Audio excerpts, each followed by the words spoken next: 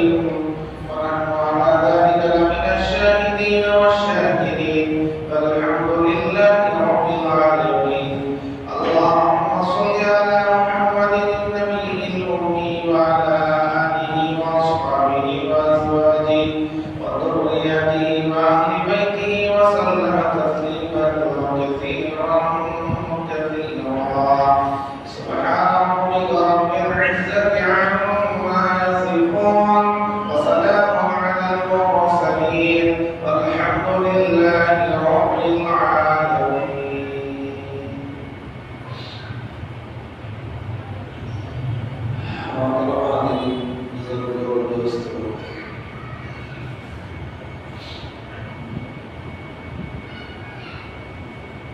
हमारे लिए हमारे नबी की जिंदगी नमूना है।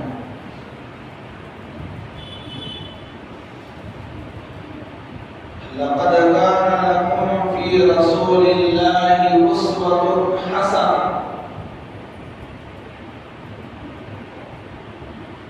घरेलू जिंदगी कैसे गुजारना, नबी की जिंदगी को देखो। तालीम कैसे दिलाना, नबी की जिंदगी को देखो। बच्चों की तरबियत कैसे करना, नबी की जिंदगी को देखो। तिजारत कैसे करना, नबी की जिंदगी को देखो। हुकूमत कैसे चलाना, नबी की जिंदगी को देखो। शादियां कैसे करना, नबी की जिंदगी को देखो। रिश्तेदारों के साथ हुस्न सुलूक कैसे करना, नबी की जिंदगी को देखो। माँ का मकाम क्या है, नबी की जिंदगी को देखो। बाप का मकाम क्या है, नबी की जिंदगी को देखो। और बहनों का क्या मकाम है, नबी की जिंदगी को देखो। वरासत क्या है, नबी की जिंदगी को देखो। जिंदगी का हर शोबा नबी ने उजागर कर दिया।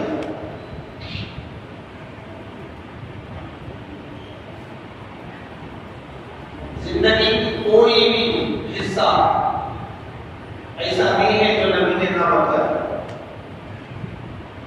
पाकीज़ा जिंदगी, हमारे नबी की जिंदगी पाकीज़ा जिंदगी। हुजूर का जिस दिन इंतकाल हुआ, हजरत अबू बकर कहीं बाहर गए हुए थे मदीने से कुछ दूर। इंतकाल की खबर पहुंच गई, वहां से वापस आ गए।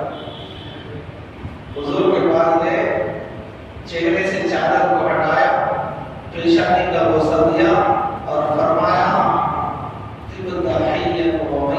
या रसूल अल्लाह, अल्लाह के रसूल, आपकी जिंदगी भी पाक थी, आपकी हयात भी पाक थी, आपकी मौत भी पाक, आपका बचपन भी पाक, आपका लड़कपन भी पाक, आपकी जवानी भी पाक, आपकी पूरी जिंदगी हयात पाक और आपका मरना भी पाक।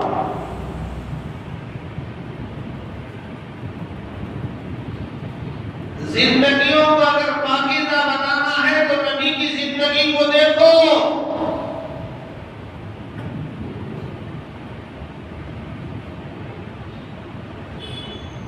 नबी की जिंदगी को अगर देखेंगे तो दुनिया से क्राइम खत्म हो जाएगा, जिना खत्म हो जाएगा, रेप खत्म हो जाएगा। ये जो हर दिन देखने में आ रहा है, दरिंदगी, हयवानियत, 7 साल की बच्चियों के साथ, 5 साल की बच्चियों के साथ, छोटी उम्र के लड़के जिना के अंदर, रेप के अंदर मुलव्वस हो रहे हैं। क्यों हो रहा है? 1970 से पहले इसका कोई वजूद नहीं था। जिना होता था, लेकिन जिना बिल जबर, जिसे हुकूमत रेप कहती है, वो कानून ये है, अगर रजामंदी से औरत और मर्द अपनी ख्वाहिश को पूरा करे, वो कानून की नजर में जुर्म नहीं है, क्राइम नहीं है। शरीयत ये कहती है, निकाह को छोड़कर जो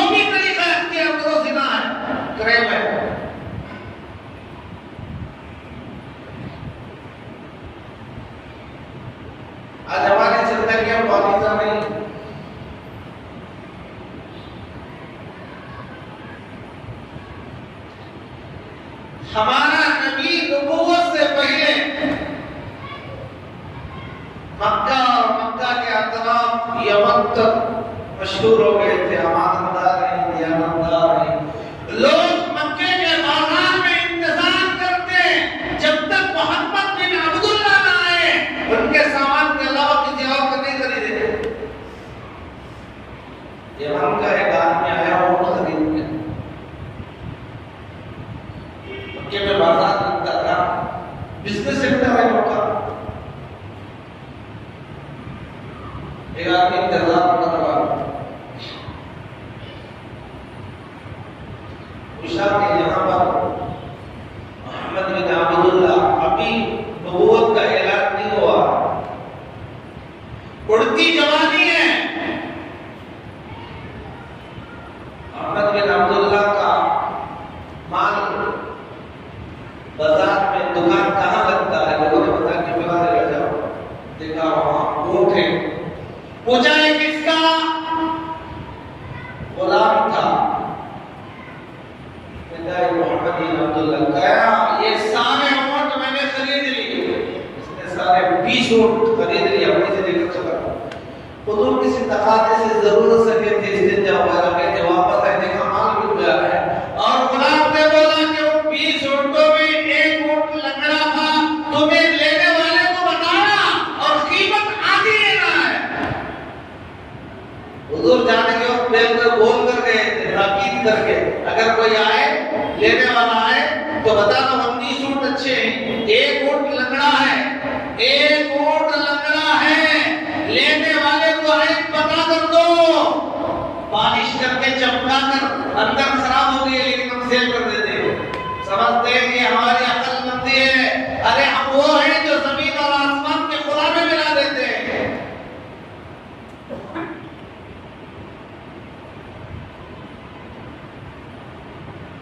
झूठ को सच बना देते हैं, लिटिगेशन प्रॉपर्टियां झूठ बोल के सेल कर देते हैं। ये नहीं सोचता कि मेरी आखिरत तबाह और बर्बाद हो रही है। नबी की जिंदगी को देखो,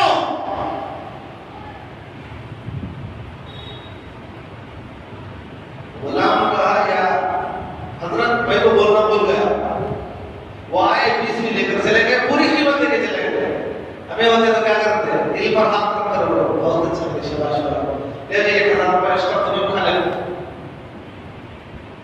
हमें हमारे पास काम करने वाले का बहुत ख्याल करती थी, तुम्हें अच्छे हैं तो हमें अच्छे हैं, तुम्हें मरे तो हमें भी मारते हैं। यह हमारी पॉलिसी है सड़े हुए लोगों की। इन्हें कितना अच्छा इसके घरवाले से पूछो, इन्हें कितना अच्छा इसके पड़ोस से पूछो, इन्हें कितना अच्छा इसके बहनों से पूछो, बहनों का हक नहीं दिया। उल्टी गंगा बह रही है, औरत चांद पर जा रही है, यहाँ औरतों की इज्जत महफूज नहीं है। ये तरक्की है या शर्म की बात है? तरक्की है, चांद पर जा रही है, जमीन पर औरतों की हिफाजत नहीं हो रही है, तुम चांद पर जाने को तरक्की समझ रहे हो।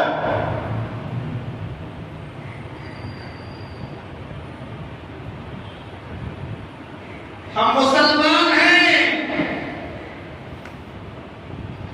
कुरान हमारा दस्तूर हयात है, ज़ाबता हयात है, नबी की जिंदगी हमारे लिए नमूना है, आइडियल है, उसे फॉलो करो।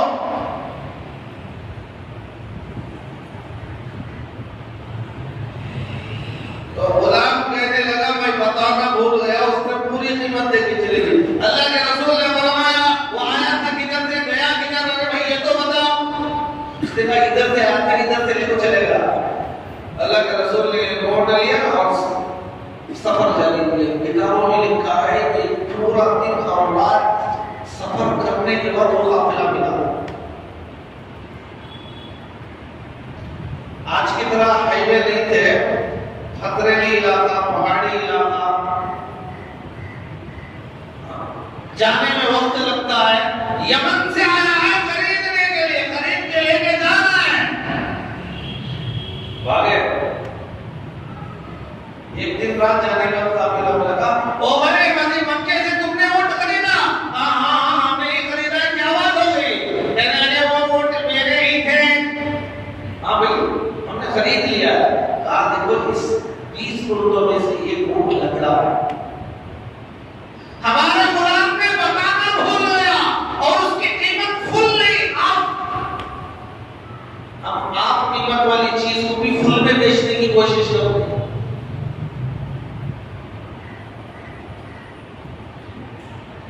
डैमेज को डिजाइन बनाकर सेल कर देते हैं।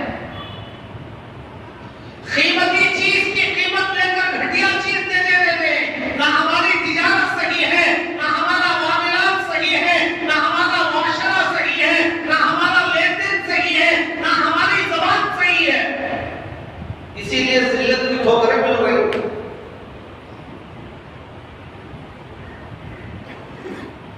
दूसरे को निशाना बनाना नहीं, खुद अपने को सोच लेना। यह निशाना बनाना नहीं है किसी को।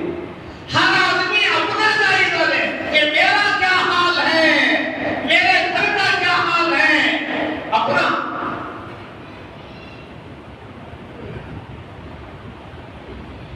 जब हुजूर ने बात बताई तो काफिले वाले लोग वो हमने तो कुछ और भी नहीं किया, अल्लाह का फरमान है, आपको मालूम भी नहीं हुआ एक ऊंट लग रहा है, वो तो दूर चले गए लेकर। हुजूर ने कहा भाई चाहे तो आधी कीमत वापस ले लो, अगर ऊंट पसंद नहीं है तो ऊंट मुझे वापस करो, पूरी कीमत ले लो। टोकन एडवांस कर को कोई मजबूरी से तो पैसे नहीं दे सका, मेरा टोकन जाओ ले ले, बाजार क्या है मालूम दूंगा।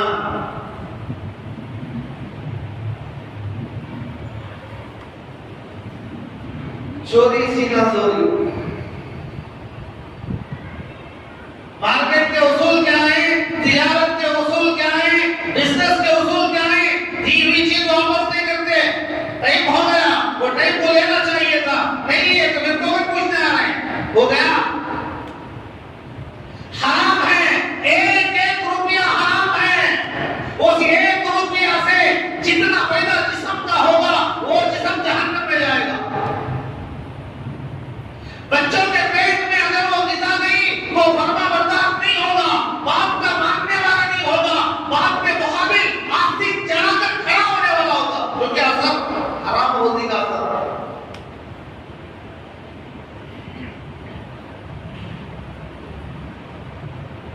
हुजूर ने पूरी कीमत वापस करके लगना और वापस लेके वापस आ गए हैं। जब मक्के में अल्लाह के रसूल ने नबूवत का ऐलान किया, ये बात चलते चलते जब यमन तक पहुंची कि एक आदमी मदीने मक्के में नबूवत का ऐलान किया है, तो ये ऊंट जिन्होंने खरीदा था उन्होंने कहा हो ना हो वो नबूवत का ऐलान करने वाला वो मोहम्मद बिन अब्दुल्लाह ही होगा। हमने उसके अखलाक को देखा है, उसके किरदार को देखा है, उसके रहन सहन को देखा है, उसके बोलचाल को देखा है, उसकी तमीज को हमने देखा है, उसके हुस्न अखलाक को हमने देखा है। कहा यमन का मक्का। तो मेरे भाइयों, हम उस नबी की उम्मत हैं जिस नबी की जवानी भी पाक, बचपन भी पाक, लड़कपन भी पाक और मौत भी पाक।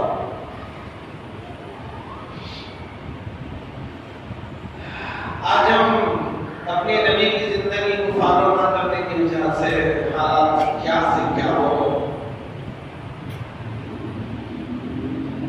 1400 साल पहले का कानून कौन फॉलो करेगा? जी आज तो साइंस का दौर है, टेक्नोलॉजी का दौर है, हमें मरने दो।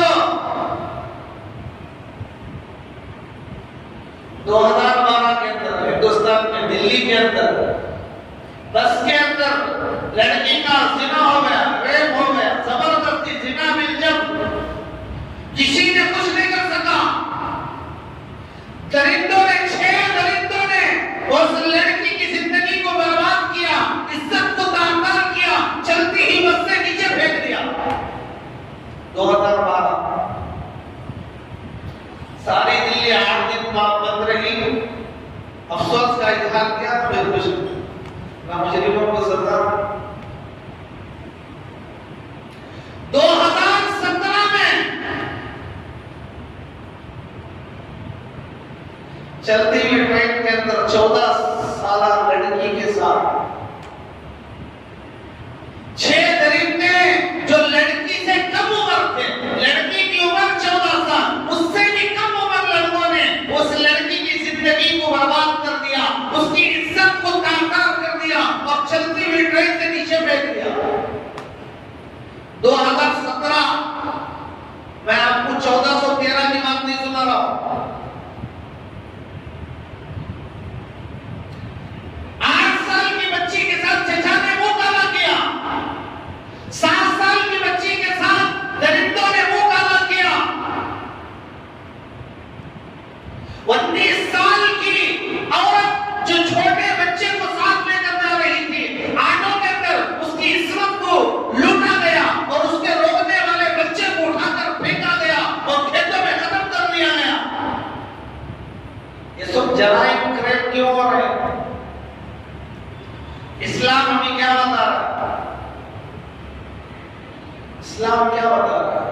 हजरत साद बिन अबी वक्कास रज़ियल्लाहु अन्हु सहाबी रसूल, अमीर लश्कर लेकर जिहाद से आ रहे हैं, आगे जाना है। दरमियान में यहूदियों की बस्ती थी, दरमियान में यहूदियों की बस्ती थी। यहूदियों ने मशवरा किया कि इंसान इंसान होता है।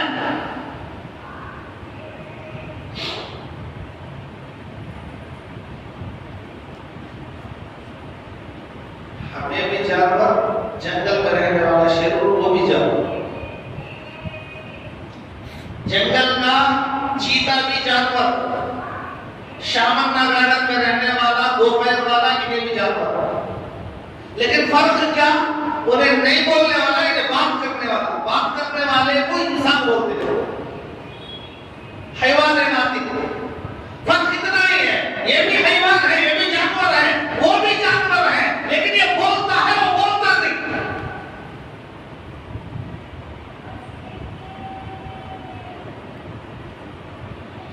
जानवर में किसी की भागना, खाना, फुफू, चिच्चा, ताया होते हैं, ये इंसान के अंदर होते हैं, लेकिन नहीं इसके अंदर जानवर पर वो गालिब आ गया तो उन्हें 2.5 साल की बच्ची भी देखता नहीं, 5 साल की बच्ची भी देखता नहीं, 18 साल की औरत भी देखता नहीं, रिश्तेदारी भी देखता नहीं, गैर रिश्तेदारी भी देखता नहीं। भूत सवार होता है, दरिद्र पर आता है, अपनी हवस को पूरी कर देता है। ये जानवर,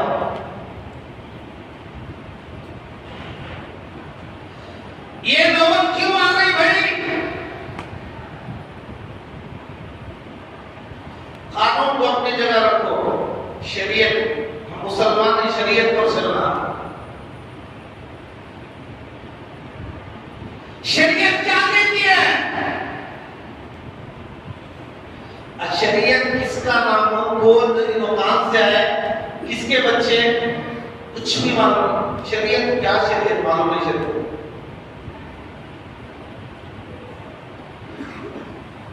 इस्लाम क्या है? बस ये समझता है कि मैं मुसलमान हूं। मुसलमान बोले तो क्या? मरने को जनाजे में जाना, मिलाद के जुलूस में जाना, मुहर्रम में नाचना और उर्सों के अंदर भाग दौड़ करना। बस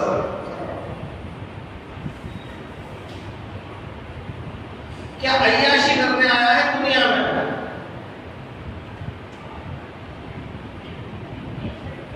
तो हजरत साद बिन अबी वक्कास लश्कर है जिहाद, लश्कर लेकर जा रहे हैं। गांव के अंदर यहूदियों ने प्लान बनाया कि औरतों को, लड़कियों को नंगा करके खड़ा कर दो रास्ते में। औरत के हुस्न को देखा तो अच्छे तस्बीह वालों की तस्बीह हाथ से छूट जाती, बुढ़ा भी जवान हो जाता।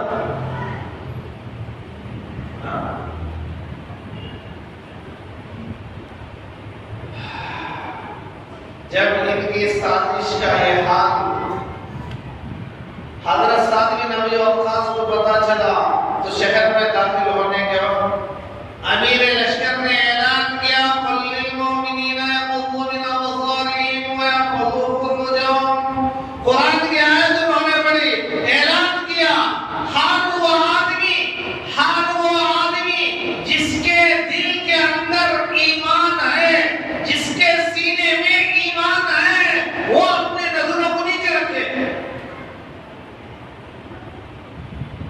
वल्लिल मुमिनीना यगुद्दू मिन अबसारिहिम। सारे सहाबा नीचे नजर, शहर पार हो गया, अपनी जगह पर चले गए।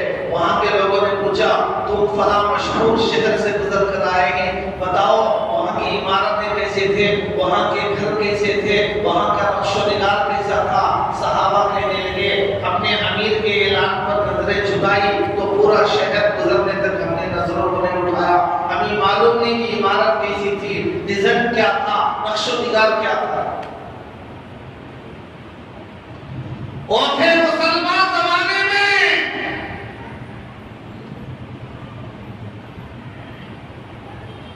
जहां जाते कामयाबी कदम छूटती, जहां जाते रोक टपकता, दुश्मन लरसता, दुश्मनों के महल ऐवान में जलजला आ जाता। और आज का मुसलमान सूद के अंदर, नाजायज के अंदर अपनी माँ बहनों को, बेटियों को नंगा घुमाने में बचपन ही से बेलिबास,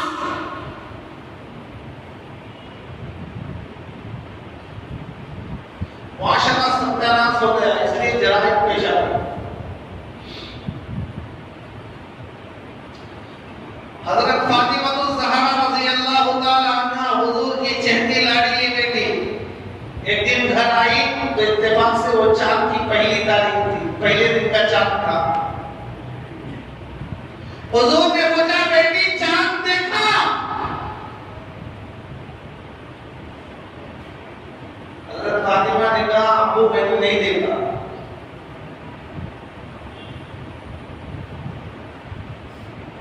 क्यों नहीं देखा? खामोश। दूसरी बार, बेटी क्यों नहीं देखा? दूसरी मर्तबा जब अल्लाह के रसूल ने पूछा, हजरत फातिमा ने फरमाया, या रसूल अल्लाह, पहले दिन का चांद है तो सारे मर्दों की नजर चांद पर होती है। वो जमाना था, आज नहीं देखते, देखते हैं, और भी नहीं देखते।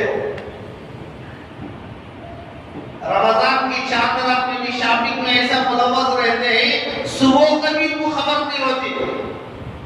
चांद का देगा, दुआ का पड़ेगा। उस जमाने में था, चांद देखते दुआ पढ़ते। तो हजरत फातिमा ने फरमाया, सारे मर्दों की नजर चांद पर होती है। पहला दिन का चांद है तो सब देखते हैं, महरम भी देखते हैं, ना महरम भी देखते हैं। तो या रसूल अल्लाह, उनकी नजर जब वहां पर टिकती है तो मैंने मुनासिब नहीं समझा गैर महरम की नजर जहां पर रुके वहां जाकर मेरी नजर रुके। क्या हया और पाक-दामनी के खिलाफ बात है। कैसी प्यारी जिंदगी थी, कैसी पाक-दामनी की जिंदगी थी, कैसा पाकीज़ा माहौल था, कैसे किरदार थे जिसे देखकर कलिमा पढ़ने पर मजबूर हो जाता है, गैर ईमान ले आते हैं।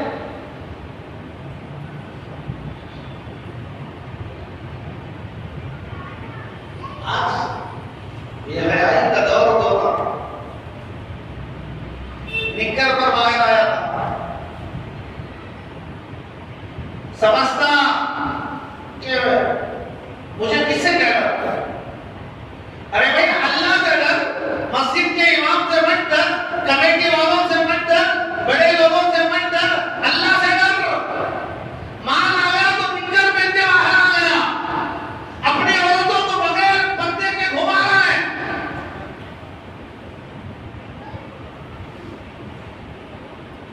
ये बेहयाई ज़िना का सबब बन रही है। ये मोबाइल ज़िना का सबब बन रहा है कि बच्चों की निगरानी ना करना ज़िना का सबब बन रहा है। ये बेहयाई ज़िना का सबब बन रही है।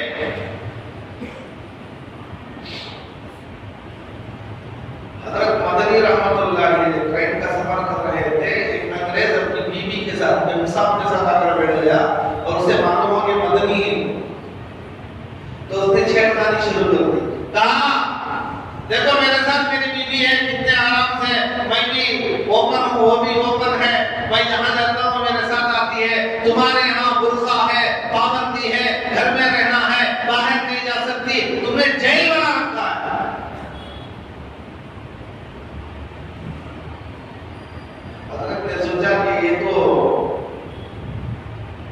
घी नहीं निकल रही है, यहाँ दोनों को टेढ़ा करना पड़ेगा। अपने शागिर्द से कहा थोड़ा जूस बना दे। गर्मी का मौसम था, उसने शक्कर निकाली, रूह अफ़ज़ा निकाला, ठंडा निकाला, आइस निकाला और नींबू काट कर उसमें निचोड़ने लगा तो अंग्रेज के मुंह में पानी आ गया। तो हज़रत ने कहा भाई क्या हुआ, मुंह में पानी आ रहा है? कहा हज़रत गर्मी का ज़माना है, नींबू को देखेंगे तो पानी आएगा, इमली को देखेंगे तो मुंह में पानी आएगा, नींबू को देखेंगे तो मुंह में पानी आएगा। हज़रत ने फरमाया एक नींबू को देखकर तेरे मुंह में पानी आ रहा है, तूने अपनी बीवी को बगैर पर्दे के इस हालत में जलाकर यहाँ बिठाया है।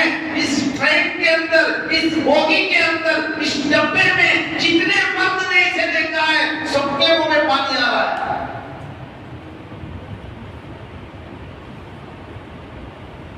इस्लाम इसकी इजाजत नहीं देता। पर्दा करो, अपने हुस्न को छुपाओ, अपने शौहर के सामने दिखाओ। अब जो दिखाने की जगह तो नहीं दिखाते, नहीं दिखाने के लिए जाकर दिखाते। शादी मेरे लिए हमारा गैर नजर बनाकर बेलनों के लिए खड़ा करते हैं, हराम के पैसे। इन पैसों के बारे में अल्लाह के पास हिसाब नहीं देना।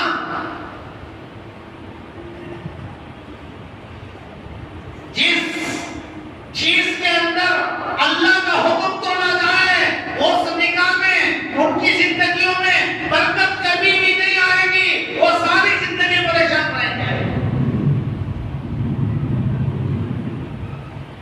तो मेरे भाइयों, हालात ऐसे गुजर रहे हैं।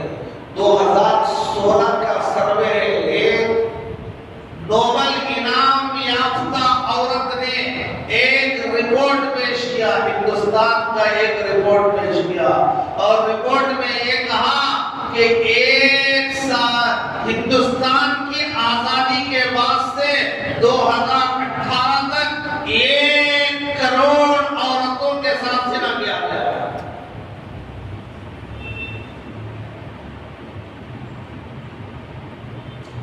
अखबार में आप भी देखते हैं,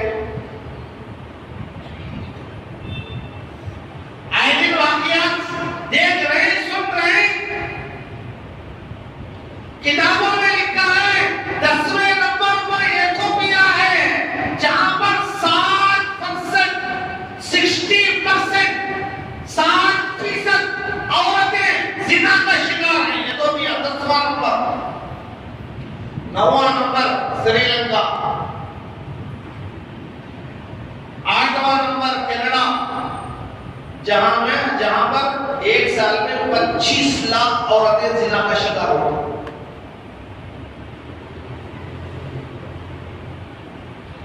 7वां नंबर फ्रांस, जहां पर 75,000 सालाना जिना के केस। 6वां नंबर जर्मन, जहां पर 75,54,000 केसेस सालाना जिना के रोनमा होते हैं, मंजर आम पर आते हैं। और 5 नंबर इंग्लैंड का है, 14 नंबर इंडिया का है। रिपोर्ट में लिखा गया है हर 5 मिनट पर एक जिना होगा। ये बेहयाई क्यों हो रही है? इस्लामी निजाम अम्मा आयशा रज़ी अल्लाह तआला अन्हा पर जब जिना की तोहमत लगी, मुनाफिकीन ने जिना की तोहमत लगाई, हुजूर भी परेशान, सहाबा भी परेशान। अम्मा आयशा ने पूछकर अपने माँ-बाप के घर चले गए, या रसूलल्लाह मैं अपने माँ-बाप के घर जाना चाहता हूँ। अल्लाह के रसूल इजाजत नहीं देते कि जाओ, इजाजत देते। कुछ दिन के बाद अपनी बीवी के घर जाकर, ससुराल जाकर अल्लाह के रसूल ने अम्मा आयशा से कहा, आयशा अगर तुझसे कोई गलती हो चुकी है तो अल्लाह से माफी मांग। हज़रत आयशा कहती वही मेरा तो दिल चाहे कि जमीन फट जाए, मैं दफन हो जाऊं। मैंने अम्मा से कहा जवाब दो। हज़रत सिद्दीक़ के बेटी मैं क्या जवाब दूं, रो रहे। मां से कहा तुम जवाब दो, वो भी रो रहे। अम्मा आयशा वहां से उठी, भाग जाकर सजदे में गिर गई और अल्लाह से सुनाने लगी, ऐ अल्लाह कोई बताने वाला नहीं है, मेरी पाक दामनी को बयान करने वाला कोई नहीं, तू तो जानता। नबी परेशान है, सहाबा परेशान है, सारा मदीना परेशान। मुनाफिक हंस रहा है, मजा ले रहा है।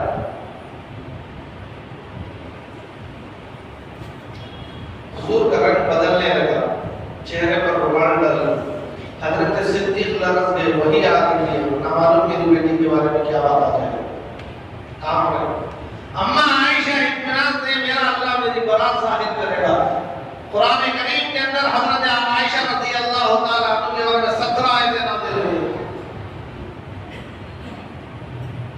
कुरान की आयत नाज़िल हो गई सूरह नूर की, अल खबीसातु लिल खबीसीन वल खबीसूना लिल खबीसात वत तय्यिबातु लित तय्यिबीन वत तय्यिबूना लित तय्यिबात। ऐ मेरे हबीब, हमने पाक मर्दों के लिए पाक औरतों का इंतखाब किया है, गंदी औरतों के लिए गंदे मर्द हमने तजवीज किए हैं। आप पाक हैं तो आपके बिस्तर पर आने वाली बीवी को हमने पाक बनाया है।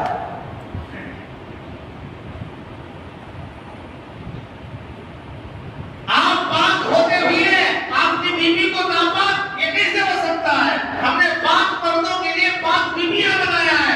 अगर मर्द पाक है तो कभी भी उसकी बीवी गलत काम नहीं करेगी। अगर गलत काम कर रही है तो इसमें कहीं ना कहीं मर्द का कसूर होगा। वो जब नापाक होगा तो ये भी नापाक, वो गंदी होगी तो ये भी गंदी।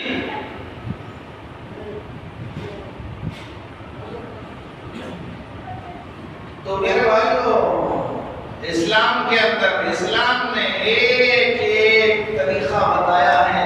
नबी की जिंदगी ने एक एक पहलू को उजागर किया है कि जिंदगी कैसे गुजारना है, बच्चों की तरबियत कैसे करना है, हया और पाक दामनी का सबक दिया है। आज बेहया होते हुए इंसान इंसानियत से दूर हटकर दरिंदा बनने की कोशिश कर रहा है, नंगा बाजार में जाने को शान समझ रहा है। मस्जिद में आता सस्ते में जाता, पीछे का पूरा हिस्सा नजर आता, बैठते इसी में क्या कर रहा है? इसी लिबास में तेरी मौत आ गई तो कलिमा नसीब होगा।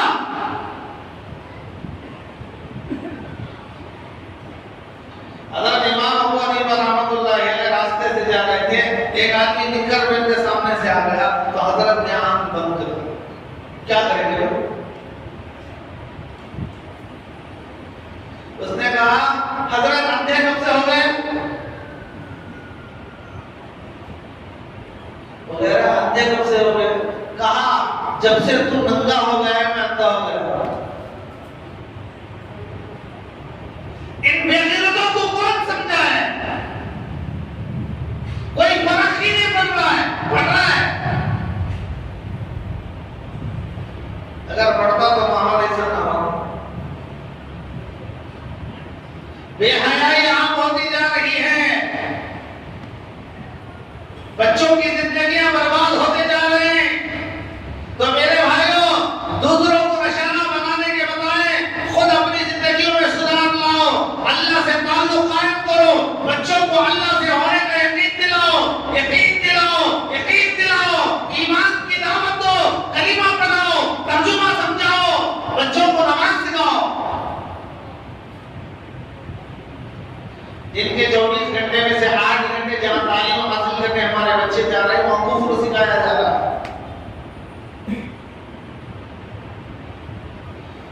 ऐसी ऐसी साजिशों के हम शिकार हो रहे हैं। मेरे भाइयों, इस्लाम में क्या हुक्म है? बच्चा पैदा होगा, सबसे पहले उसके कान में अज़ान दो, अल्लाहु अकबर, अल्लाहु अकबर, अल्लाह सबसे बड़ा है, अल्लाह सबसे बड़ा है। और आज मुसलमान के पैदा होने वाले बच्चों को अस्पताल के अंदर पैदा होते ही डॉक्टर हाथ में लेकर उसके कान के अंदर शिरकिया जुमला कह रहा है, बढ़िया वक्त जो उसके कान में पड़ रहा है। और ज्यादा पैसे लेकर अच्छी हॉस्पिटल के अंदर चले गए, ऐसा माहौल है। पैदा होते ही उसके कान के अंदर अल्लाह के अलावा गैर का नाम डाला जा रहा है। इस्लाम का हुक्म है अल्लाह का नाम डालो। दुनिया में आते ही उसके कान में पहली आवाज पड़े तो अल्लाहु अकबर। इसलिए मेरे भाइयों, क़यामत बिल्कुल करीब है। हालात पलटी खा रहे हैं। मालूम नहीं ईमान की हालत में मौत आएगी या ईमान खत्म कर दिया जाएगा। हमारी करतूतों को, हमारे हालतों को देखेंगे तो ईमान पर मौत आना बहुत मुश्किल। आज हमारा हाल ऐसा है। अल्लाह हमें माफ फरमाए, सही तौफीक अता फरमाए, सच्ची पक्की तौबा की तौफीक अल्लाह अता फरमाए, सही माने में जिंदगी गुजारने वाला बनाए। अल्लाह और उसके रसूल को राजी करके और तरीके पर चलकर नबी की सुन्नतों को जिंदा करके अल्लाह के अहकाम को पूरा करते हुए इस दुनिया से जाने वाला अल्लाह सबको बनाए। जब हमारा इंतकाल हो तो फरिश्ते कहे चलो इंतजार में जन्नत में। कलीमे वाली जिंदगी अल्लाह ना फरमाए, कलीमे वाली मौत नसीब फरमाए, खातिमा बिल खैर फरमाए। सिर्फ दुआओं से ही काम नहीं चलेगा, हरकत भी करना है, कोशिश भी करना है, दुआ भी करना है, अल्लाह से करीब होना है, मसाजिद से ताल्लुक जोड़ना है, उलमा से ताल्लुक जोड़ना है, दीनी मजलिसों में आना है, अल्लाह रसूल की बात सुनना है, वरना नया जनरेशन तबाह और बर्बाद हो जाएगा, इस्लाम खत्म हो जाएगा, नाम का मुसलमान बाकी रह जाएगा। सीने में चीरो तो एक अलिफ के बराबर भी उसके दिल के अंदर ईमान की मोहब्बत नहीं होगी। इसलिए वे कोशिश करेंगे अल्लाह हम सब की इबादत फरमाए। अल्लाह ताला हम तमाम को सही इबादत की तौफीक दे।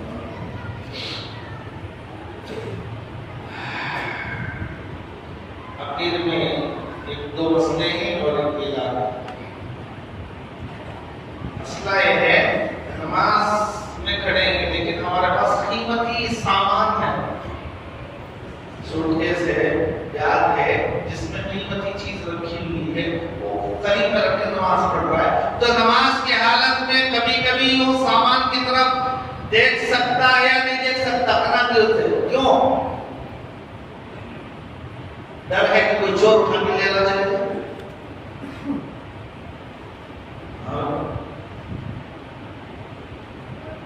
रेलवे स्टेशन में नमाज पढ़ रहा है, बालों में सामान रखकर, अब अगर थोड़ा बहुत गलतियों से सामान की तरफ नहीं देखेगा, कोई चोर इसे उठा के ले चले जाएगा तो नुकसान हो जाएगा।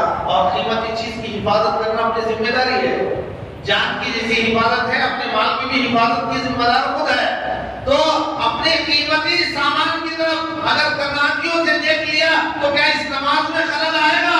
उलमा ने लिखा है कि कीमती सामान खरीद में रख के नमाज पढ़ रहा है और कभी कभी उनकी तरफ तनाकियों से पूरा मुट्ठी फिरा कर यूं नहीं, गर्दन फिरा कर नहीं, खाली तनाकियों से यूं देख लिया तो इससे नमाज में कोई खलल नहीं होगा। इंशाअल्लाह इस पर गिरफ्त भी नहीं होगी, सवाब पूरा मिलेगा, नमाज हो जाएगी। क्योंकि कीमती चीज है, छोटी मोटी चीज नहीं। जूते रखकर बार-बार देख रहे हैं, जूतों की इतनी कदर हमारी, वो जूते ले लेकर चलो तबाह कर दे, क्या में गुजर लगो क्यों वो चलेगा तो फिर लेना। अरे 5 जोड़े ले लेते हैं तो भैया एक ही वजह से है। हालांकि चोरी नहीं होते, एहतियात ना करने की वजह से गैर जगह में रख के चले गया तो सफाई करने वाले फेंक देते हैं। चल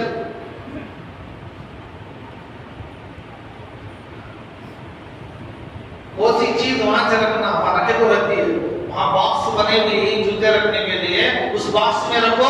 8 दिन के बाद जब देखो बॉक्स में तुम्हारा जूता पूछा था काम भी याद रखना। बॉक्स में एक जगह दूसरी जगह में छोड़ को चलेगा। सफाई करने वाले हर 5 मिनट पर सफाई वाला आता है। इतना अच्छा निजाम सफाई का अल्लाह हो।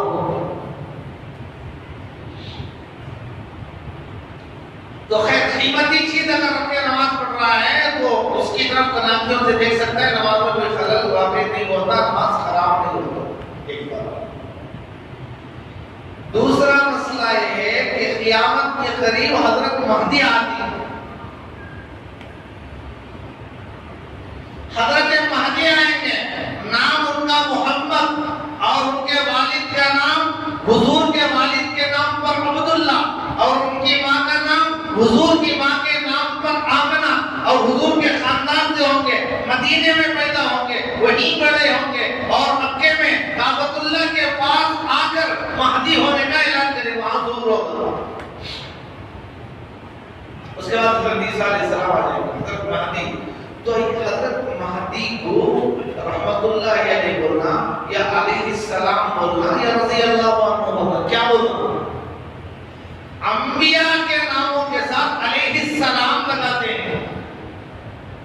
आप पर अल्लाह की सलामती हो बोलकर उसकी मीनिंग रज़ियल्लाहु अन्हु, अल्लाह उनसे राजी हो।